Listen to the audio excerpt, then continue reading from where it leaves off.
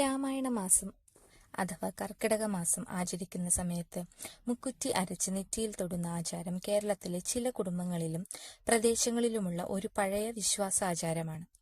ഇത് രാമായണത്തിൽ നേരിട്ട് പറയുന്ന ഒരു ചടങ്ങല്ല, മറിച്ച് കർക്കിടക മാസവുമായി ബന്ധപ്പെട്ട ആയുർവേദപരവും ആത്മീയവുമായ ഒരു നാട്ടാചാരമാണ്. മുക്കുറ്റി എന്താണ്? മുക്കുറ്റി ഒരു ചെറിയ ഔഷധ സസ്യമാണ്. ആയുർവേദത്തിൽ ഇതിന് പ്രധാന സ്ഥാനമുണ്ട്. ശരീരത്തിന് ശീതളതയും ആരോഗ്യ ഗുണങ്ങളും നൽകുന്ന സസ്യമായാണ് ഇത് കണക്കാക്കപ്പെടുന്നത്. എന്തുകൊണ്ടാണ് മുക്കുറ്റി തൊടുന്നത്? ഒന്നാമതായി, ആരോഗ്യ സംരക്ഷണത്തിന്റെ പ്രതീകം. കർക്കിടക മാസം മഴക്കാലമാണ്. ഈ സമയത്ത് രോഗങ്ങൾ കൂടുതലായി വരാൻ സാധ്യതയുള്ളതിനാൽ ഔഷധ സസ്യങ്ങൾക്ക് പ്രാധാന്യം നൽകിയിരിക്കുന്നു. മുക്കുറ്റി അരച്ചു തൊടുന്നത് ആരോഗ്യവും രോഗപ്രതിരോധ ശേഷിയും ലഭിക്കട്ടെ എന്ന പ്രാർത്ഥനയുടെ ഭാഗമായിരുന്നു. ആത്മീയ ശുദ്ധിയുടെ പ്രതീകം. രാമായണ മാസം ഭക്തിക്കും ധ്യാനത്തിനും പ്രാർത്ഥനയ്ക്കും പ്രാധാന്യം നൽകുന്ന മാസമാണ്.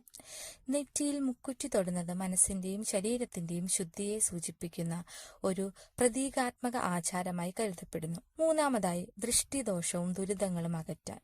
നാട്ടുവിശ്വാസപ്രകാരം മുക്കുറ്റിക്ക് ദോഷനിവാരണ ശക്തിയുണ്ടെന്നാണ് കരുതപ്പെടുന്നത്.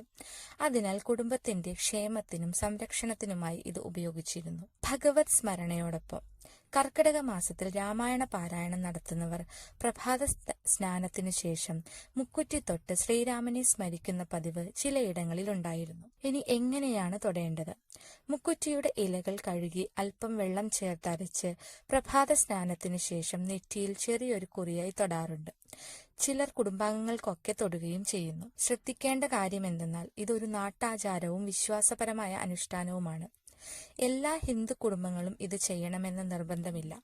രാമായണ മാസത്തിലെ പ്രധാന ആചാരം അധ്യാത്മ രാമായണ പാരായണം, പ്രാർത്ഥന, സദാചാര ജീവിതം, ദാനധർമ്മങ്ങൾ എന്നിവയാണ്.